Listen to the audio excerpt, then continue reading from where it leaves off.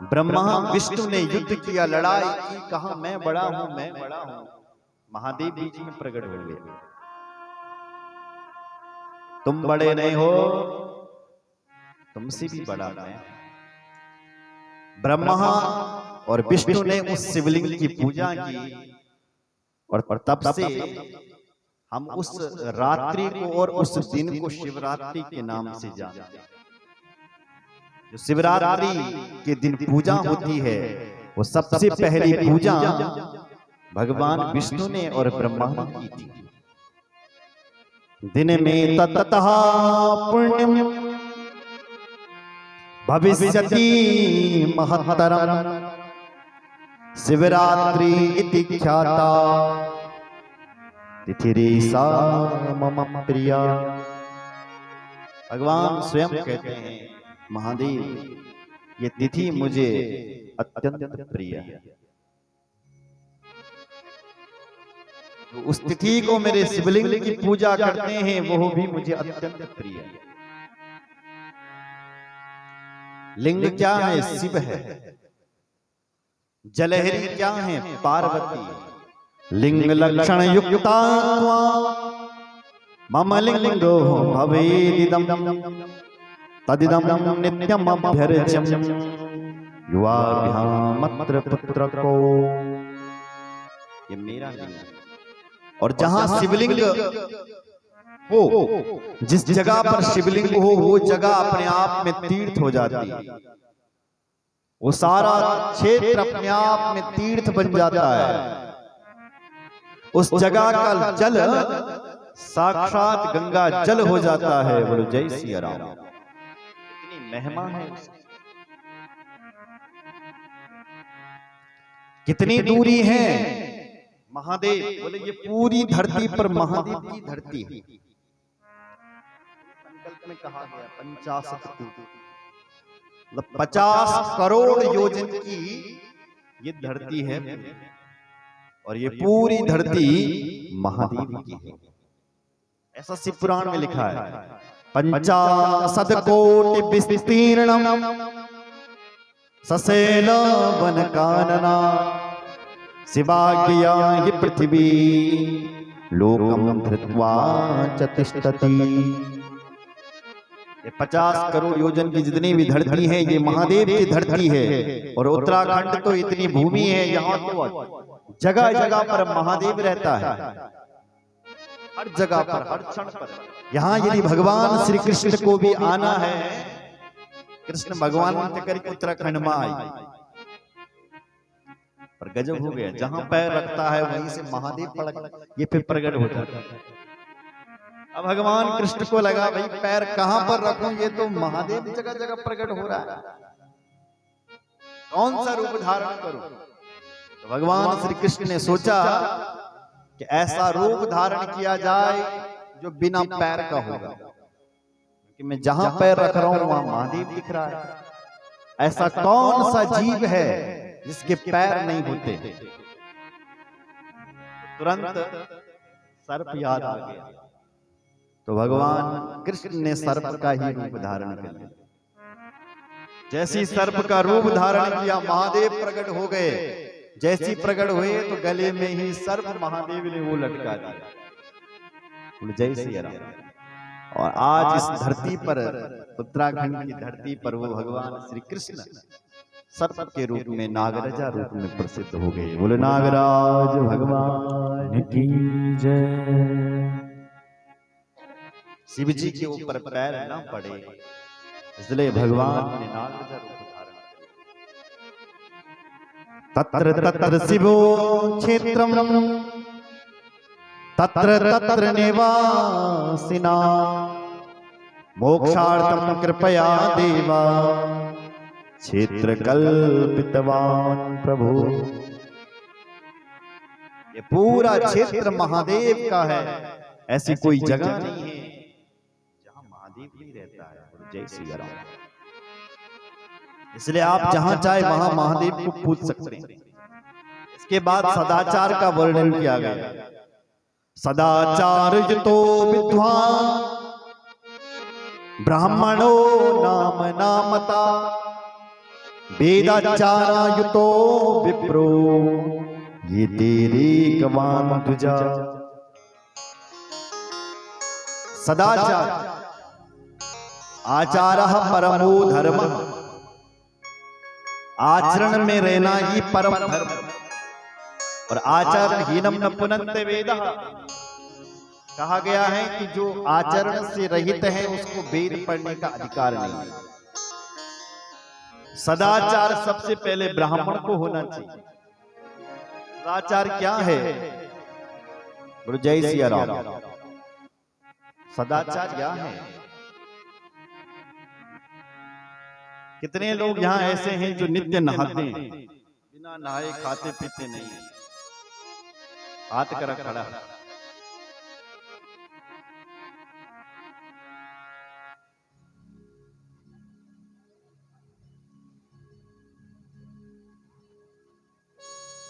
बोले जय सिया राम।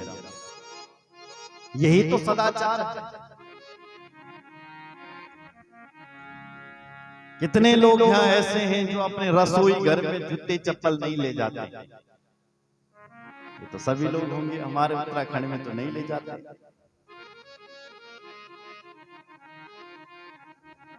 क्योंकि रसोई जो है अन्नपूर्णा होती है। कितने लोग ऐसे हैं जो अपनी रसोई में मांस नहीं पकाते। रोटी नहीं लाए वाह।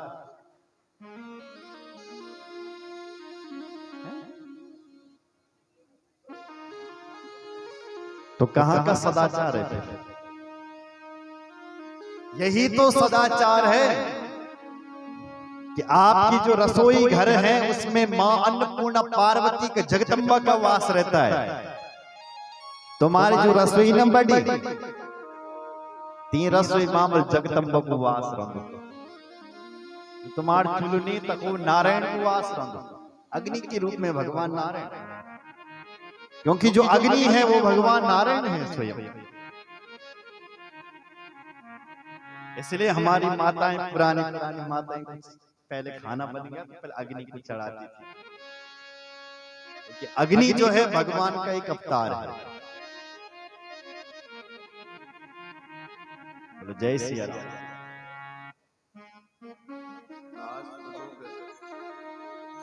पता नहीं कि क्या करने लग गया।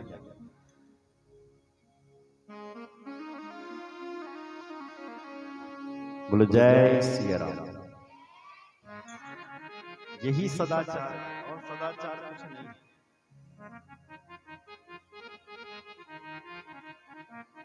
इसलिए व्यक्ति को हमेशा प्रातः काल उठना चाहिए, पृथ्वी को प्रणाम करना चाहिए। हे मां हमने क्षमा करो। पृथ्वी का नाम क्षमा है, उसे प्रणाम करो। उसके बाद शौच आदि से निवृत्त होकर के स्नान करें। जो नहाता नहीं है तनी खांड बिना नहाया राक्षस है भाई, सीधी सी बात। राक्षस लोग दिखा नहीं है, हम दीन दुनिया को पता है। इसलिए अपने आप को मनुष्य बनना है। हमने क्या बनना है? मनुष्य। और काम बाद में। बोलो जय सिया राम। अपने पवित्र रसोई घर में नहा धो करके जाना है। उसके बाद परमात्मा का दीप जलाएं, भगवान का दीपक जलाएं, उनकी धूप जलाएं और भगवान का स्मरण करके आप अपने आज के दिन का, नित्य दिन का स्मरण करें तो आपका दिनचर्या खुशहाली गुजरेगी। कभी तुम ये नहीं कहोगे कि मुझे दुख है, हमेशा आपके चेहरे पर मुस्कुराहट रहेगी। जय सिया राम। सदाचारी ब्राह्मण को होना चाहिए, फिर ब्राह्मण को ही दुनिया को सदाचार बताना चाहिए। जो ब्राह्मण पुरोहित कर्म करता है, ऐसे ब्राह्मण को शिव पुराण में क्षत्रिय ब्राह्मण कहा गया है। जो ब्राह्मण खेती करता है, ऐसे ब्राह्मण को वैश्य ब्राह्मण कहा गया है। जो ब्राह्मण हल चलाता है, ऐसे ब्राह्मण को शूद्र ब्राह्मण कहा गया है। जो ब्राह्मण दूसरों के गुण दोष देखता है, अपड़ते जखड़नी लेकिन लोकारी गलती ढूंढनी, लोकारी बुराई करनी, ऐसे ब्राह्मण को चांडाल ब्राह्मण से पुराण में कहा गया है। अल्पाचारो पवेन्दस्या क्षत्रियो राजसेवका किंचिदाचारवान वैश्या कृषि वाणिज्य तथा। श्री ब्राह्मण को चाहिए कि वह ज्ञान उपदेश करे, संसार को आचरण की ओर ले जाए। बोलो जय सिया राम। फिर वो सच्चा ब्राह्मण कहलाने के योग्य है। बोलो जय सिया राम। देश काल और पात्र देख करके अपनी दिनचर्या का शुभारंभ करना चाहिए। सप्त गंगा नदी तीर्थम तस्या दश गुणम भवे।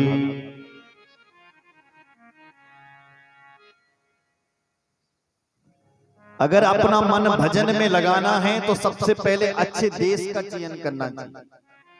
साफ सुथरी जगह पर व्यक्ति को रहना चाहिए, तब हम भगवान के भक्त बन सकते हैं। काल समय का विशेष ध्यान रखना चाहिए। जो व्यक्ति समय के हिसाब से नहीं चलता वो दुनिया में फैल हो जाता है, दुनिया उसको अपनी नजरों में फैल करती है, यहाँ तक कि ईश्वर भी। समय का विशेष ध्यान रखें। इसलिए दुनिया की जितनी भी चीज है ना मेरी माँ, सब समय पर चल रही है, काल की बस चल रही है, यानी समय। अगर समय से कोई च्युत हो गया तो वो फैल है अपनी जिंदगी में। 10 बजे उठने लगे तब ठीक है, आंखें खोलने लगे, 8 बजे तक सो रखा, तब भटियान वालो नियोड़ दो आज, तब वो दुकान लगे। बोलो जय सिया राम।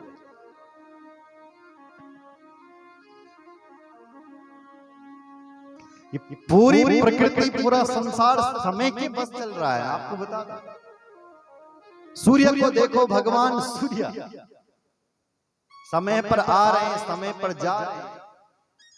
यदि एक दिन भगवान सूर्य 10 बजे तक ना तो हाहाकार मच रही दुनिया वाला, कहा गया आज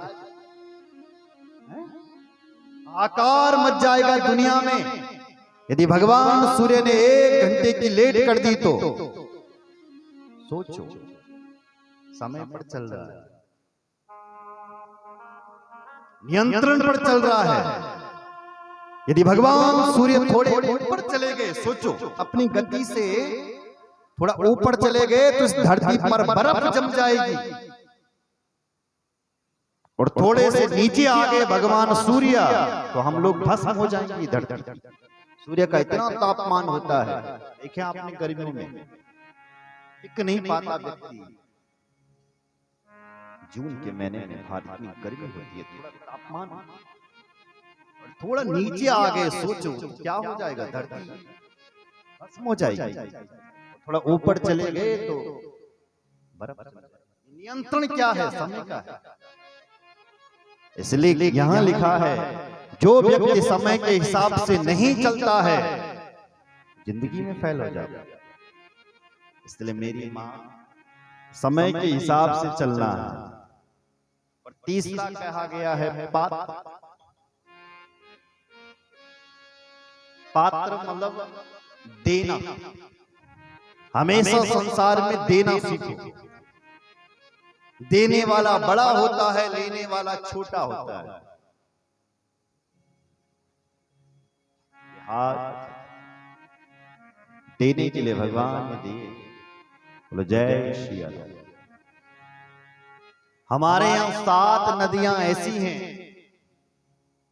जो परम पावन और पवित्र मानी जाती है, जिनमें स्नान करने से 10 गुना फल मिलता है। 10 गुना। ऐसे हमारे यहाँ 7 नदी हैं। कौन कौन सी?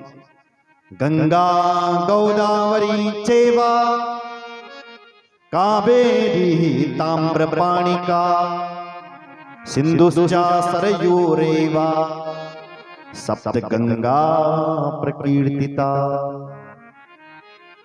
पहला नाम भागीरथी गंगा का आया है। आज गंगा बिचारी रोने लगी, अमुक थे रोनी रो रही है, जिन्होंने उसको रोका। मां पहले क्षमा करती है, जब नहीं मानते हैं तो तबाही मचाती है, फिर वो भद्रकाली रूप में आ जाती है। बोलो जय श्री राम। शायद अभी टिकी हुई है, क्षमा कर रही है, रो रही भगनी। आपको मैं बता दूं, जो 2 देवियां हमारे भारतवर्ष में ऐसी हैं जो मृत्युलोक की नहीं है, स्वर्ग से आई हुई है, और उन दोनों का आज यहां अपमान हो रहा है। एक गंगा और दूसरी गाय। ये स्वर्ग की है, यहां की नहीं। और आज लोग इन्हीं के ऊपर अत्याचार कर रहे हैं। गंगा उल्टी बावणा गौड़ा नना बद्री को डोकरोता गुजार। बद्री बेचारा क्या करे, गौशाला खोल रखा बद्री जी ने,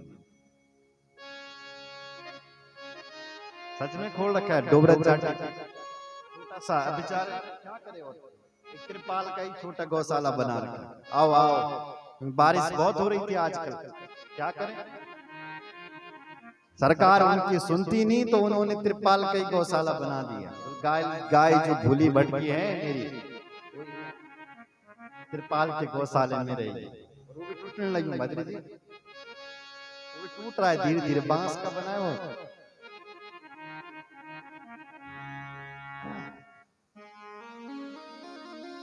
आपकी सरकार आपके साथ अन्याय कर रही है। बोलो जय सिया राम। इसलिए ये जो 2 देवियां हैं, ये स्वर्ग की है, गाय और गंगा। इसलिए 7 नदियां ऐसी हैं जिनमें स्नान करने से 10 गुना पुण्य मिलता है। 10 गुना। पहली है गंगा, दूसरी है गोदावरी, तीसरी है कावेरी, चौथी है ताम्रपाणी, 5वीं है सिंधु नदी, 6ठी है सरयू और 7वीं है नर्मदा। इनमें स्नान करने से व्यक्ति को 10 गुना फल ज्यादा मिल जाता है। बोलो जय श्री राम। और उस पर भी आप यदि पुण्य करोगे तो इस कलयुग में लिखा गया है कि आपको 25% फल मिलता है। मेरी बात आपको ध्यान से सुने, अगर आप पढ़ते हो तो जब तक आप एक शब्द को 4 बार नहीं पढ़ोगे तो तब तक आपको याद नहीं होगा। सत्युग में ऐसा था, पढ़ना था याद हो जाता था, दान करना था तुरंत फल मिल जाता था। लेकिन इस समय ऐसा है ये कलयुग में जब 4 बार करोगे तब आपको फल मिलेगा। सतयुग में 100% फल, जब त्रेता युग आया तो 75, द्वापर आया तो 50, कलयुग आया तो 25%। अब जब कलयुग में 4 बार करोगे कुछ चीज तब उसका 100% फल मिलेगा, ऐसा लिखा गया। त्रेतायुगे त्रिपादं च द्वापरेर्धं सदा स्मृतं कलौ पादं तु विज्ञेयं तदपादोनं ततोऽधकी। इसलिए कोई भी चीज करनी है उसको 4 बार करनी चाहिए। बोलो जय श्री राम। भगवान सूर्य की जब संक्रांति आती है तो संक्रांति के दिन जो व्यक्ति दान पुण्य करता है उसको 10 गुना फल मिल जाता है। संक्रांति के दिन का इतना बड़ा पुण्य है। शुद्धात्मना शुभ दिने पुण्यम समफलम विदु तस्मात् 10 गुणं ज्ञेयं रवि संक्रमणे बुधा। हे ऋषियों, जो लोग संक्रांति के दिन दान करते हैं, पुण्य करते हैं, उन लोगों को 10 गुना फल मिल जाता है। और उस पर भी जब मकर संक्रांति आए, माघ का महीना आए, उस महीने की संक्रांति आए तो उसको 100 गुना फल मिल जाता है। और उस पूरे महीने में मकर संक्रांति का जो महीना है, माघ का महीना, इसमें जो कोई दान पुण्य कथा सुनता है उसको भी 100 गुना फल मिल जाता है। जय श्री राम। इससे बड़ा कोई महीना नहीं हो सकता। महीने का इतना बड़ा पुण्य। और दूसरा पुण्य बता रहे हैं, भगवान सूर्य जब दक्षिणायन होते हैं, भगवान सूर्य दक्षिणायन कर्क की संक्रांति को होते हैं। कर्क की संक्रांति कब आती है? जब श्रावण का महीना लगता है। श्रावण के महीने भगवान सूर्य कर्क राशि में प्रवेश करते हैं, स्वर्ग के दरवाजे उस दिन बंद होते हैं। परसों खुल गए और 6 महीने तक खुले रहेंगे। और जब कर्क की संक्रांति आएगी उस दिन बंद हो जाएंगे स्वर्ग के दरवाजे। उस महीने में कोई यदि दान करता है, पुण्य करता है, वो अपने आप में 50 गुना फल मिलता है। इस महीने से थोड़ा कम मिलता है, लेकिन अन्य महीनों से कहीं ज्यादा, उससे भी ज्यादा गुना यदि आपको फल चाहिए तो कभी चंद्र ग्रहण लगे तो चंद्र ग्रहण में जो दान पुण्य करता है उसका बहुत फल है। उससे भी ज्यादा पुण्य चाहिए तो कभी सूर्य ग्रहण लगे तो सूर्य ग्रहण के समय स्नान करें, दान करें, पुण्य करें तो आपको 100 गुना फल मिलता है। ततस्या सूर्य ग्रहणे पूर्ण कालो तमे विदु जगद रूपस्य सूर्यस्य विषयोपचारोगतम्। जब सूर्य ग्रहण लग जाए मेरी मां, तब कुछ खाना नहीं चाहिए, सोना नहीं चाहिए। जो खाता है उस पे रोग उत्पन्न होते हैं। जो सूर्य ग्रहण में सोता है कि आयु कम हो जाती है। इसलिए सूर्य ग्रहण के सूतक पातक का ध्यान रखें और सूर्य ग्रहण में भोजन न करें। जय श्री राम। नहीं तो पूरा शरीर बीमारी से लटक जाएगा। महतां संग कालस्य कोट्यां कर ग्रहणम विदु। अगर कोई सूर्य ग्रहण के समय दान करता है, पुण्य करता है, वो अपने आप में व्यास के समान हो जाता है। सारे ब्राह्मण उस समय व्यास के समान हो जाते हैं। ऐसा यहाँ पर लिखा गया है। बोलो जय श्री राम। गृहस्थी व्यक्ति को चाहिए कि वो अपने हाथों से कुछ न कुछ दान हमेशा करता रहे। किसी पात्र ब्राह्मण को वो दान दे। पतनात्रायताइति पात्रम शास्त्रे पमुच्यते धातुश्चा पातकात्राणां पातमित्या विधीयते। इसका नाम पात्र क्यों है?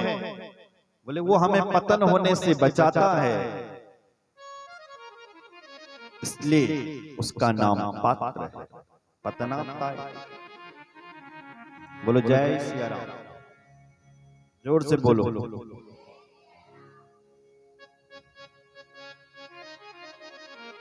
आगे शिवलिंग का वर्णन किया गया है। जब हम अपने गांव में भगवान शिव का मंदिर बनाएं तो कैसा बनाना चाहिए, किस प्रकार से बनाना चाहिए, कहां पर बनाना चाहिए, ये वर्णन किया गया है। आइए एक भजन करते हैं, उसके बाद आगे। बोले सद्गुरु भगवान की जय। आपका नाचने का मन हो तुम नाच भी सकता, डीजे पे तुम खूब नाचे हो।